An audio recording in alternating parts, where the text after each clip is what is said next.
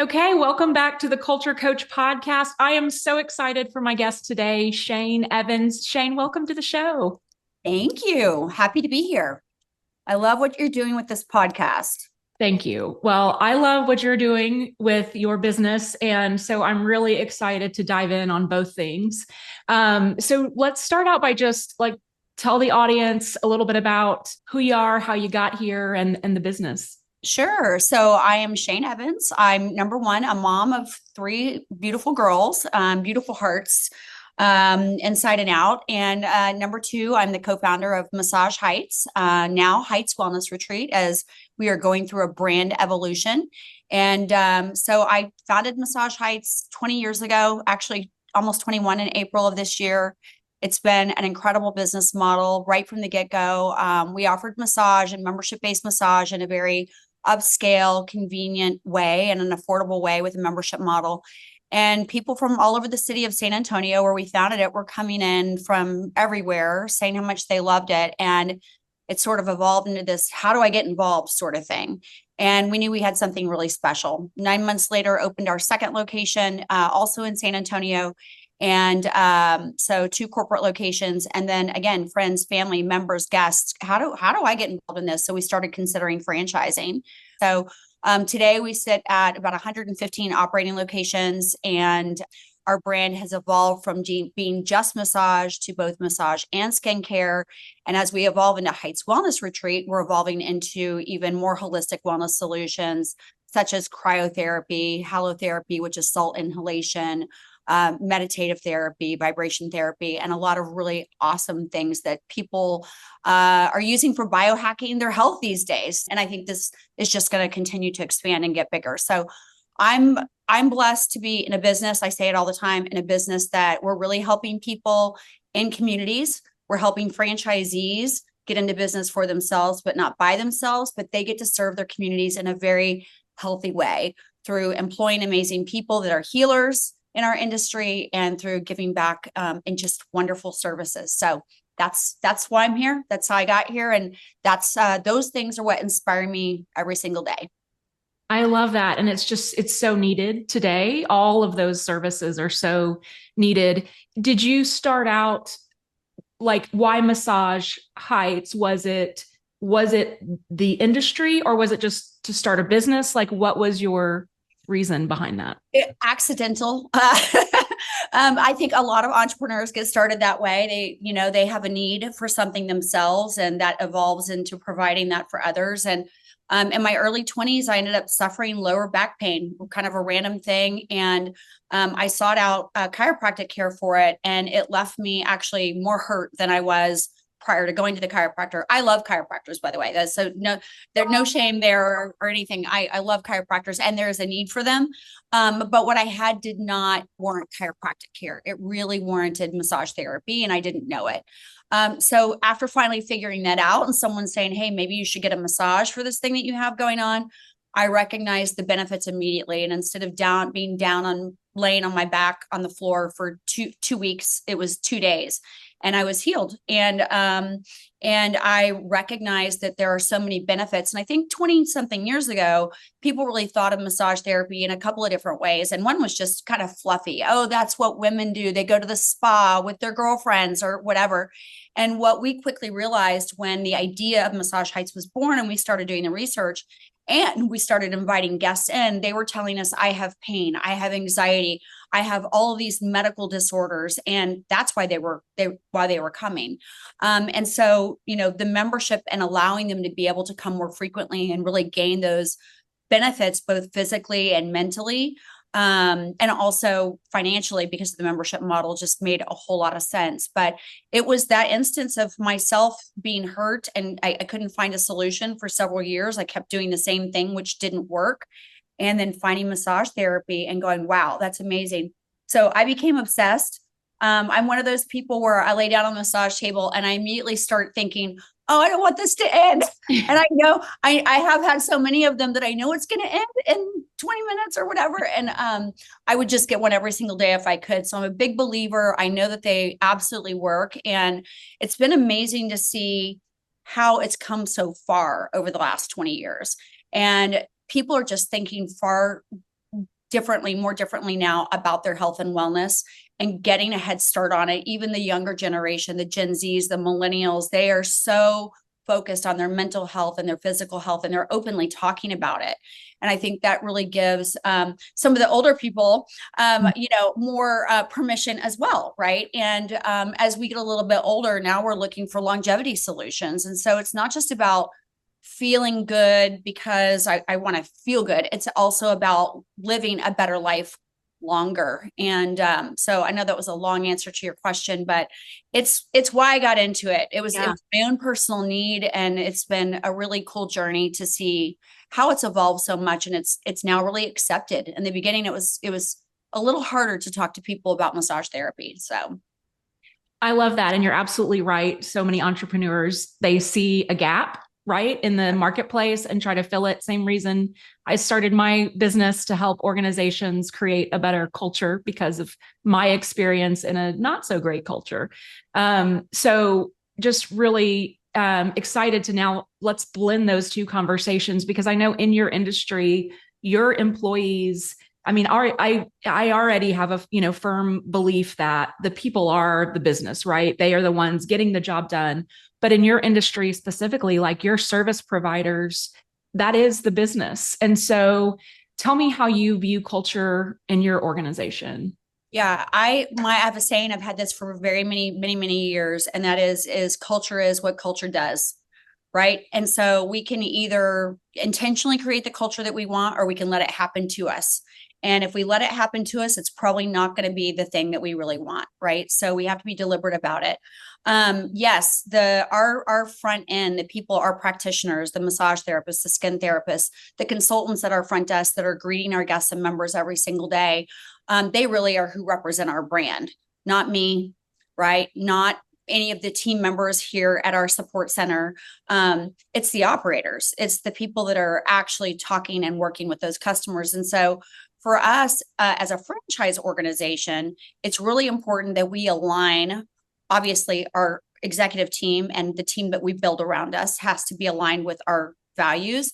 But also the franchisees that we bring in have to be aligned with those values as well, because ultimately they're taking those values and that culture to their retreats in their local markets. And the people that they're hiring have to be really aligned as well, right? And so in this business, especially because it is hands-on, and whether you believe in people's energy or not, massage therapists really believe, and I do believe, and I think we call it vibes, like you vibe with someone or you don't, right? And those vibes, that energy does transfer into a room that you're in with people, into a room one-on-one with a massage therapist, hands on a guest or a member. So the culture couldn't be more important in an industry, in my opinion, because of the hands-on approach that we have to everything that we do. And it's our goal to elevate the lives of the people that we touch. And so that means we need to make sure that the team members that are in those franchisees locations are having the right kinds of conversations with the guests, that they understand what their goals, their health goals are, that they understand what their needs are, and that they have positive conversations if they're talking through those massages, and that we leave them feeling better than they came in. So it has everything to do, and it's top down, bottom up. So Yeah.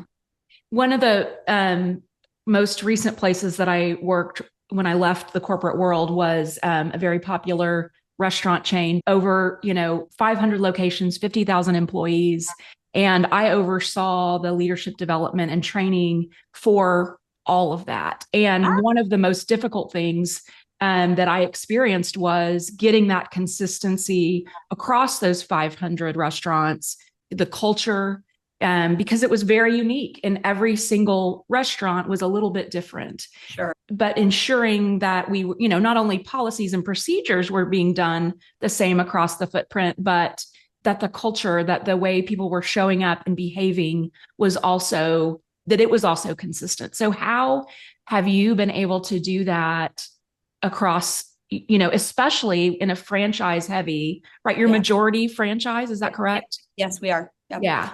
Yeah, a lot of it is the recruitment process, the way that we bring franchise candidates into the process with us. It's how we bring them through. It's the conversations that we're having when they come to our support center, and we're talking to them about systems and support things and marketing and all that, but we're looking for whether or not this is a culture fit. And we're talking about our values and talking about what that means operationally, right? I had a executive coach for a long time who really was the person that helped us hone in close more closely on our values, because we were one of those companies where it kind of happened, right? And it was like, yeah, we had mission, vision, purpose, values, but they were the on the wall ones, who were the ones Yeah. that you don't like, right? The ones that we all Yeah. talk about. That's not what you want. And so I worked with him for quite some time, and we worked with our franchisees actually to help develop those out. So we kind of started with our corporate executive team. What do we feel? Who do we want to be? Who are we as a group? Who are we right now? And what are we aspiring to be, especially as we're going through this brand evolution? And then bringing the franchisees in to help us further define what those values meant to us, right? And so I think part of it is having that just that collaboration. One, and you're right, every individual location is going to be a little bit different because it depends on who the operator is and the kind of culture that they are ultimately creating. But I also have another kind of rule. And when I was working with this executive coach on these values, I was like, but okay, so now we have to figure out how to put this in the operations manual. And then I was like, we don't have to, no, you don't have to have an operations manual or a process for how you handle something if you just have one rule. And I call it the grandma rule. You can call it the golden rule. We could call it the sister rule. We can call it whatever you want to call it, but it's do unto others as you would have done unto you. How would you want to be treated in this situation? Whether this is a leader talking to a team member, addressing them about something, or it's a guest or a member that is not happy with the service. You shouldn't have to tell someone what they have to do to make that right. They should literally just be able to think, how would I want to be treated in that situation? And I think given the autonomy to do what they need to do to handle it the correct way and make it right. That's great. So is that one of your core values, or is that just kind of that's a rule, right? It's just Yeah. a rule. And I've been calling it the grandma rule for a long time because my grandmother she passed away quite a few years ago, but one of the most prized possessions of my life outside of my daughters and my mom, and but she was the most perfect person. And nobody's perfect, but she was this sweet, lovely, generous, graceful, beautiful heart. And I would never want anybody to mistreat her. I would not want her to be mistreated. And when you think about the people that you love in your life, for moms, it's often our kids, right? Because they're so precious to us. But if you just think about people in that way, it's easy to think about how you should treat them, right? And so if you can I think you have to be very deliberate again about the values that you're trying to emulate, for sure. But you can also just go back to the very simple golden rule. Yeah. How do you want to be treated in a situation? Treat others the same way. Yeah. I love that. Just very simple guiding principle. That's great. Yeah.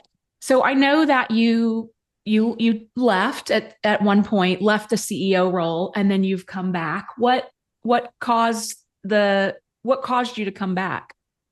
Well, for one, leaving was very hard. I was going through a period in my life where I think I needed to take a break. From a personal perspective, and I think from a business perspective, I needed to step back to gain some clarity about where to take the business. And truthfully, I didn't anticipate coming back originally. I thought like, okay, I'm kind of getting used to this freedom and not living by a calendar. But the bottom line is I knew that there was a bigger vision and a plan for this business. And I feel an obligation to our franchisees, our team members, our guests and members to innovate, to be creative, to help sustain this brand for another 20 years. So great, what got us here is not going to get us there. And that time away just gave me the mental clarity that I needed. And I think a lot of growth happened for me personally during that time. Again, went through a number of personal challenges. And by the way, if you have grown something, if it's your baby, or even if it hasn't, it's not your baby, but you've been with the company for a long time, when you step away, you better have a plan for your time because it's really, really hard to not live by a calendar anymore and not to know what to do with yourself. But it took me a while, but I figured that out. And then during that process, once I kind of took that step back and figured some things out on my own for me, I was able to get that clarity and sort of that inspiration to come back and just have the energy and the vision to move it forward. So I feel like I owe it to our team members. I owe it to the millions of people that we serve, and that's why I came back. I love it. And you mentioned kind of mission, vision, core values, and that's what I call the culture compass, because I do believe that communicating those things is so important. So as you've come back and you've got this vision, how have you gone about communicating that to the brand? Yeah. So, I mean, we're probably communicating more than we've ever communicated, and I love it. And we can always communicate more, but so we first announced our brand evolution at our summit. We do a convention for our franchisees. And so we did that in September, and just kind of starting with here's where we're going, and then what we did is we invited early adopters, people that wanted to be part of it. And we have created subcommittees of our franchise advisory council. And, so we've got franchisees that are helping us with operations and finance, franchisees on marketing, franchisees on design build. And so we're collaborating, right? Yeah. And so there's a lot of touch points. There are weekly to bi-weekly meetings. There's, monthly updates with our entire franchise system as we're going through this. And we're doing it in bite-sized pieces, right? The stuff that matters that we need to get out to the entire system. And then we're including some franchisees on the bigger things, right? Where there's a lot of detail and they're helping us make some of those decisions. So they're really part of the process. Our executive team, obviously our internal team. So we got, you asked, like, how are you doing it? We got delivery of one of the pieces of equipment this week in our HQ, which is halotherapy with a sauna, with red light, all the chromotherapy. Love it. And, the team is just like, this is so awesome. We get to use this. This is so cool. I walked in there earlier and one of them was on their laptop on one of the tables with the red light therapy on her hurt foot. So, it's the little things, right? You just infuse the things as often as you can. And you talk about them a lot. It's videos, it's weekly communications, it's monthly update calls. I do a system-wide every single month, ask me anything session with our franchisees. I do a fireside chat every single month with any team member, the several thousand that want to join, to ask me anything that they want to ask as well. And so I just don't think you can ever over communicate. Yeah, I agree. That's great. One of my areas of expertise is change management and transformation. And so you're absolutely right. I think you've nailed it with inviting them all in to be a part of that transformation so that you get that buy-in early. And then taking the bite-sized pieces, I think, to not overwhelm is huge. Yeah. That's so exciting. It's been so fun. It's so fun. The thing that maybe you've had in your life, maybe once with a relationship or maybe once with a business where it just hits you like a ton of bricks and you're like, this is so right. This is so right. You just feel it in your heart. You feel it in your bones. You feel it everywhere. That's how this has been. And it's been so fun and inspiring for all of us, for our franchisees. And, that's honestly, that's the most important thing. Yeah. The franchisees have invested a lot of time, money, heart, blood, sweat, tears, all of it. Right. And we owe it to them to evolve and help them get an even better return on their investment. And when they're sitting there saying, yes, yes, yes, this is amazing. We love it. When can we have it? It just makes everybody feel so good. Yeah. So, yeah, that's great. The vision is there. You've got your guiding principle. And I want to go back to the people for a minute, and really how you recruit. And you mentioned, how the franchisees, how you bring them in, but the people, is there anything that you do special with the way that you guys hire and retain and engage employees? I think So I'm going to just say from the support center, right? HQ, because Yeah. that's right. That's the only place that I can Yeah. control and manage. Yeah. I think that is just a proper integration, right, through a training program. And so our team members all go through the same training that we would bring a franchisee through, right? And so it starts out with who are we? What is our vision, mission, Yeah. purpose, culture? What's our mantra? All those things, and what this means to be a team member here, and how that affects millions of people. So what you do here, and how you take care of our franchisees, who then take care of the communities they serve, which is millions and millions of people, right? That matters. And so taking them through that. We also have a culture club. And we have several team members here at our HQ that are part of the culture club. And so they put together the cutest things every single month, and we celebrate birthdays, even if you're on Zoom, right? And we have a wheel, and you get to spin it, and you get gifts, and we celebrate birthdays, we celebrate work milestones, everybody gets a gift for it. Our monthly calls with our whole team, because I, of course, I'm, with the executive team every week, but with the whole team, we don't do, I spend like maybe 5 minutes or so on culture in that call, just Yeah. talking about, calling out people that